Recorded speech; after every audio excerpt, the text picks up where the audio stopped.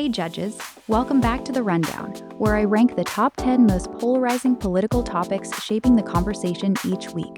And judges, let's throw out some cheers, because this is episode 12. 12 weeks of getting out this content no matter what. Also, I'm calling this episode Spinning the Block, because half of the board returns for the second week in a row. Now if you are new here, quick beat on how this works. I keep eyes and ears on the political picture for the tracking week, then rank the top 10 based on impact, reaction, and the amount of noise they are generating. And this tracking week goes from May 10th to May 16th. Oh yeah, be sure to subscribe and like this video. Now it's time to fill this board. So we start with number 10, Sean Duffy. Now in case the name doesn't sound familiar, Duffy is the Secretary of Transportation, and he is here because him and his family will be hitting the road in their very own reality show series. And this series is causing contention because normal Americans is facing high prices at the gas pump, and costs are continuing to rise. So people are saying this is tone deaf at the highest levels of the government. Now we look at number 9, former President Obama. So judges, remember when I said half the board is repeated from last week? Well, it starts here. As Obama made waves again, this time it is because he was seen in Texas campaigning for Talarico, the Democrat nominee who beat out Jasmine Crockett, as he is a Senate hopeful. Moving right along, another person from last week, Kash Patel. See, earlier in this tracking week, Patel was facing questions on Capitol Hill, this time with the Senate, and he basically denied, then pivoted his way through the entire hearing. He told them he is not an alcoholic and that the Bureau is performing exceptionally well, so he dismissed the claims because of it. So we look at the number 7th spot, Nicki Minaj. Nicki makes the rundown because there was an article that came out related to her MAGA ties. Now, her putting public support behind the Trump administration is nothing new, but now the why of it all drops, and this moment sets social media ablaze. All right, judges, we are pacing along smoothly. Let's talk about number 6, Jeffrey Epstein.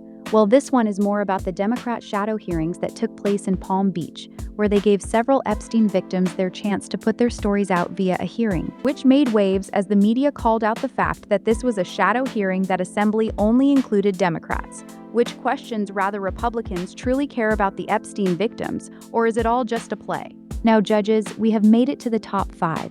How are you all feeling? Listen, if you haven't done so already, please hit that like button.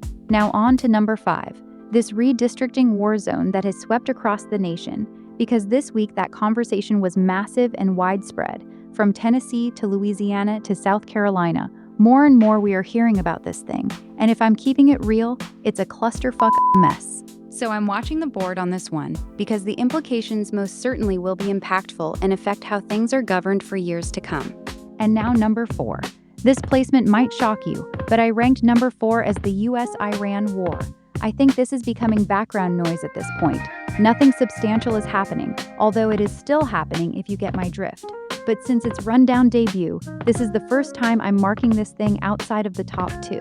So no significant updates, still a naval blockade going on, and like always, if anything changes, I will bring you all the details.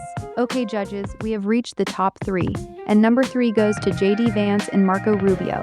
Listen, there is something going on here, and everyone, especially Republicans, should be concerned. Because if Democrats are still looking out at a sea of about 25 potential candidates for 2028, surely it felt like Republicans were lining themselves up for the next 16 years. And now, Rubio has seemingly been repositioned on the board, and JD Vance is referencing that he feels a bit like Macaulay Culkin when he played Kevin in Home Alone. And now we look at the runner-up for this tracking week, and the spot belongs to President Donald Trump. Listen, Donald Trump was a busybody this entire tracking week, from stating he doesn't think about Americans' finances with this whole Iran conflict, to the fixation regarding the ballroom, and then the Lincoln Memorial. Yeah, it was a lot to digest. And that brings us to the final spot on the board, and this time it belongs to the U.S China summit that took place in Beijing. Now judges, this one had all the makings of a cinematic production, but the thing that held the media space was more so about the group of billionaires that accompanied Trump, to include Elon Musk, as well as Trump had his son Eric tagging along too. So the B-roll that was looping was all the things Trump said on the campaign trail about Hunter Biden, then cut to Eric Trump deplaning Air Force One. Talk about a mess. And now the board is full. the top 10 political moments that held this tracking week together. So judges, now it's your turn. Do you agree with my ranking, or did something else catch your eye?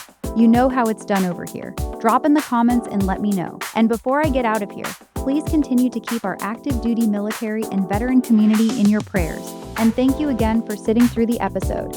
I'll see you next week for another episode of The Rundown. Bye-bye.